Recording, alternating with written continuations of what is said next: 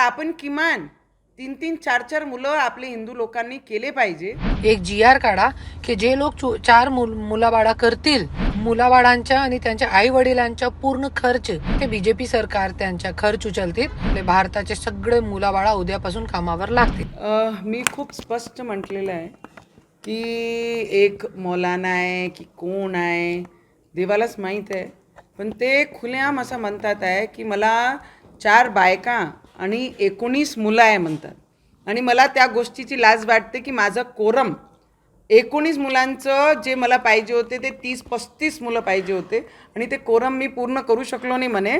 आणि त्या गोष्टीसाठी मला आजही नाराजगी वाटते। तर मी सगळे हिंदूंनाही सांगन की ते जर खुलेआम म्हणतात आहे 4 बायका आणि 19 मुलं, तर आपण किमान 3-3, 4-4 मुलं आपले हिंदू लोकांनी केले पाहिजे। या ज्या पद्धतीने डॉमिनेट करण्याचा प्रयत्न करत आहे बोलून, तर मला वाटते की आपणही हिंदुस्थानमध्ये या भूमीमध्ये जन्माला आलो आहे। त्यांचा विचार आहे या हिंदुस्थानाला पाकिस्तान बनवण्याचं। एवढे संख्याने पोरं मुलं पैदा करून तर आपण एक मुलांवर का संतुष्टी करत आहे? 4-4, 3-3, 4-4 मुलं आपणही सुद्धा केले पाहिजे। त्याच्यामध्ये काही दुम्मत आपण कोणी ठेवली नाही पाहिजे। नवनीत राणाताई, तुम्ही म्हणताय हिंदू लोकांना 4-4 मुलाबाळा करायला पाहिजे, तो सुरुवात तुमच्यापासून करा।